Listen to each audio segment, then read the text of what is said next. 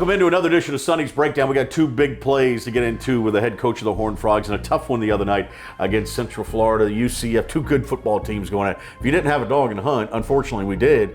It was an epic kind of game, wasn't it? Yeah, really good football game. Well played, no turnovers. I think 9 penalties in the whole game. We didn't have a negative play, which is hard to imagine, especially when you play against a defensive front as good as theirs.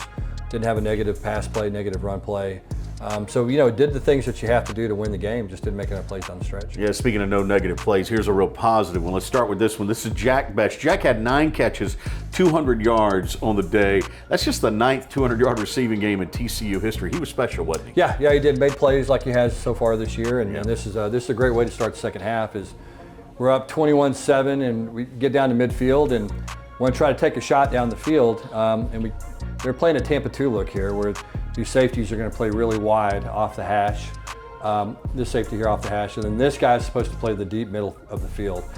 So he gets caught looking a little bit in the backfield, and Jack's able to beat him with his speed. Does a nice job on the route, widening this safety out to create a throwing lane here in the middle of the field. Josh does a really nice job throwing the ball, and then he's able to run past the safety. It's just about a fraction of a second too late. Again, ball's thrown incredibly well. Jack does a great job tracking the ball, makes the play, gets in the end zone, and takes us up to a 28-7 lead. Then you got to give Central Florida some credit at that point. They did a good job of coming back. Probably the biggest part of this whole play right here is Cam Cook on this defensive end. Yep. You know what I mean? It's tough duty for a guy that's Cam's size. And he does a nice job of getting that defensive end, keeping him off the quarterback, and Josh does a nice job of stepping up and making a heck of a throw. Coach, that's the old school 7-step drop too, man. It is, yeah. Out of the gun. It's a little bit of a way to get some depth right there and let that receiver work a little bit. All right, we're going to come back and take a look at this play, which will be our Texas Health play of the game. We'll do it next when we continue with Sonny's Breakdown.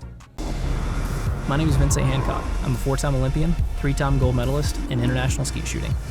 When I step on the Olympic stage, I'm representing the United States of America. All the tools that I use have to be the highest quality that I can get. I know then that I can trust it. You have to put in the time, the effort. That's the excellence that you find in the people at the very, very top. I'm trying to get to perfection because perfection can never be beaten. Welcome back into Sonny's Breakdown. It's time for our Texas Health play of the game.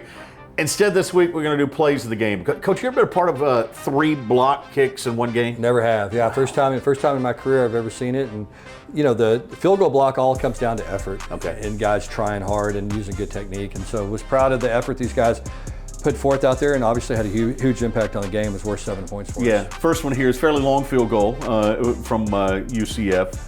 And this one's in the middle, right? Is it blocked in the middle? It is, yeah. So we blocked it 3 different places. So you can see right here, Caleb Fox gets some pretty good push right here. And then it's all about timing this up, trying to get a little bit of push to get yourself to a little bit deeper in the backfield. And then we do a really good job of getting our hands up and tipping the football. And so Caleb, I believe, is the one that tipped this ball and just timed it up and tipped it with his finger, and it was a big play for us. And you weren't far in a couple of other places from getting it either. I mean, you had him covered up here. Yeah, we did. Again, you can see the surge here, and it's a timing play. We do a really nice job, Marcus Steele does here, getting penetration between the guard and the center. But then you can see Caleb right there. The kick's slow. I don't think the kicker kicked the ball particularly well. But Caleb gets his hands up and blocks that thing. And these guys have eyes up too, right? I mean, he's got to be able to see that kick. Yeah, they do. It's all about the timing, and we practice. It's something obviously you practice over and over and over every day about getting a charge, getting 3 tough steps, trying to get some push, and then getting your hand up to try to time it up. All right, you blocked this one differently though. Yeah, this was a little bit different. This one's LJ off the edge, and this was a whole different thing.